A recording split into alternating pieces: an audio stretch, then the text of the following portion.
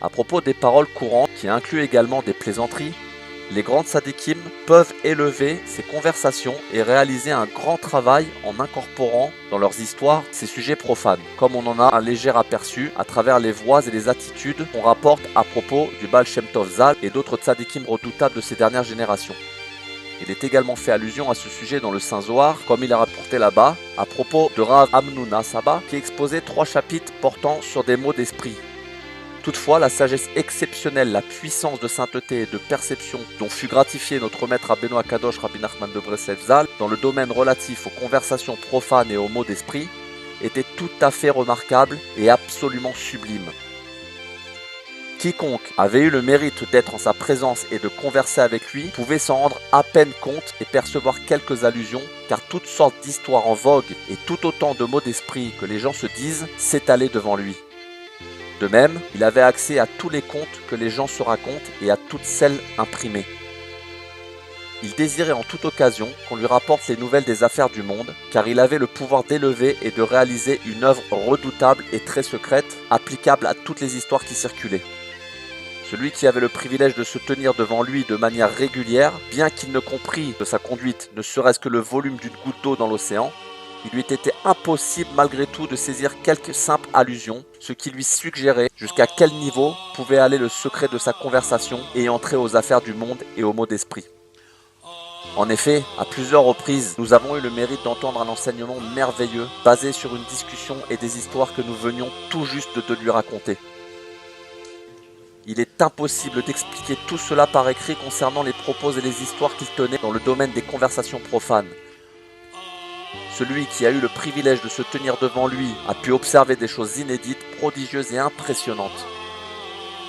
Bien des arrangements originaux de lettres furent dévoilés par la même occasion, mis à part les secrets, car il ne dévoila pas même le volume d'une goutte dans l'océan, car il était caché et extrêmement enfoui au summum de la dissimulation, et sa grande lumière reste encore secrète et inaccessible pour le monde, jusqu'à ce que vienne notre Mashiach de justice rapidement et de nos jours. C'est alors qu'on connaîtra sa grandeur et sa splendeur. Bien avant sa disparition, lorsqu'il revint de Lemberg, jusqu'à son départ de ce monde, soit pendant plus de 2 années, au cours desquelles il fut affligé de sa maladie invalidante, on lui rapportait alors toujours davantage d'informations sur les affaires du monde. Il demandait qu'on lui raconte quotidiennement des nouvelles. Il déclara qu'il ignorait comment il était possible de vivre sans se tenir informé des derniers développements de l'actualité.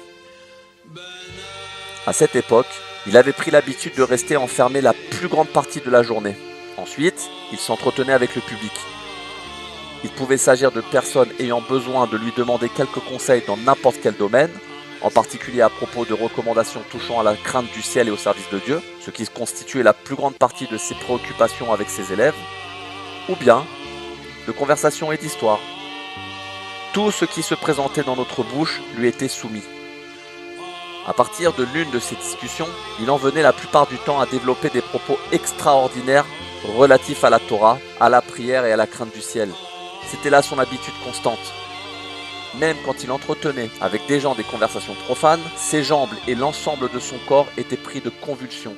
Ses jambes en particulier tremblaient réellement beaucoup. Quand il s'appuyait sur la table, celle-ci et tous les convives autour d'elle se mettait à trembler à cause de lui, car sa jambe et son corps tremblaient et tressaillaient constamment. Quiconque n'a pas eu le mérite de voir la crainte dont son visage était en permanence animé, n'a jamais vu ce qu'est la crainte. Il véhiculait toutes sortes de grâces et il était rempli de crainte, d'amour et d'une sainteté extraordinaire et redoutable qui animait chacun de ses membres.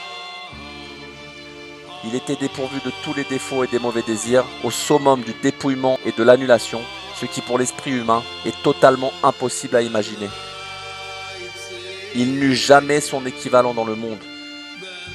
Une personnalité originale extraordinaire et extrêmement redoutable, ce que la bouche ne peut énoncer ni le cœur concevoir. Nanach Nachman Mouman.